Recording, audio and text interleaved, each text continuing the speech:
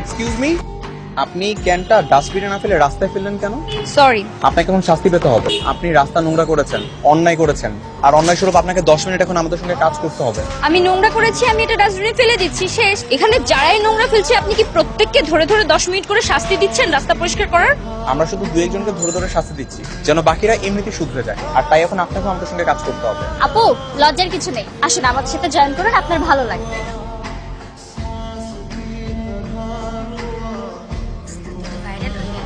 Viral মানে?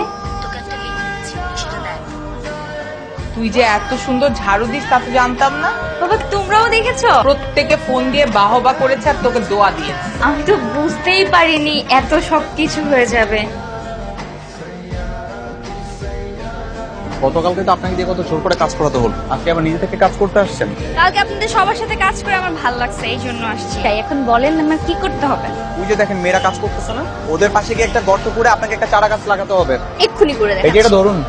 Thank you.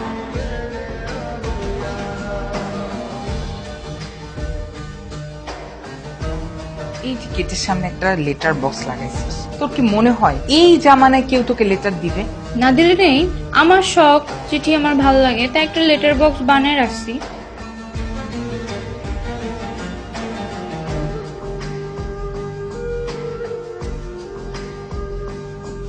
High. বাহ, ময়না আপু, আজ আপনাকে অনেক সুন্দর লাগছে। একদিন যেতে যেতে ফ্যাশন শো শুরু করে দিয়েছো, এটা তো কাজের জায়গা নাকি? কাজের জায়গাতে সুন্দর করে সাজুগুজু করে পরিপাটি হয়ে আসা যাবে না? ছবি আঁকতে পারো? কাজী নজরুল ইসলামের ছবি আঁকি। কাজী নজরুল ইসলামের ডাক নাম ছিল দুখু মিয়া, এইটুকু জানো না? আর এটা জানবো না কেন? আমি বুঝতে পারি না আপনি এটা বলছেন।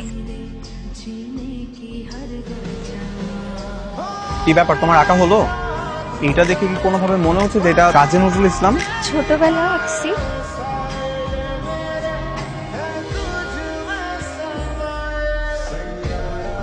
দুঃখমিয়া দুঃখমিয়ার কত আবদার, নীল শাড়ি পরে দেখতে চাই, একবার সাদা শাড়ি পরে দেখতে চাই, যেন আমার বিয়ে করা ভুল। আমি তোমাকে চিনি।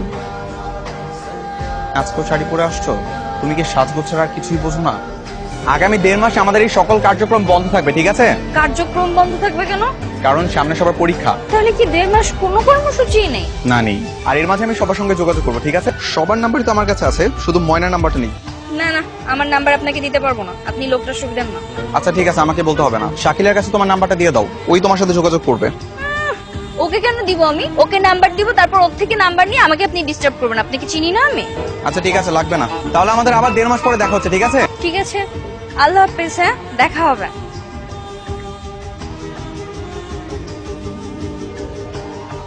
আমি বাইরে গেলে সে তো আমাকে সবসময় দেখে, তাহলে কাল বাইরে গিয়ে আমি চারদিকে সবার প্রতি নজর রাখবো।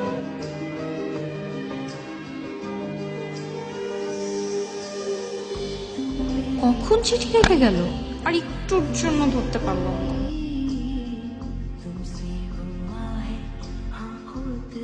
মনের অনুভূতি জানিয়ে দিলাম, এবার তাড়াতাড়ি উত্তর দিও দুঃখমিয়া।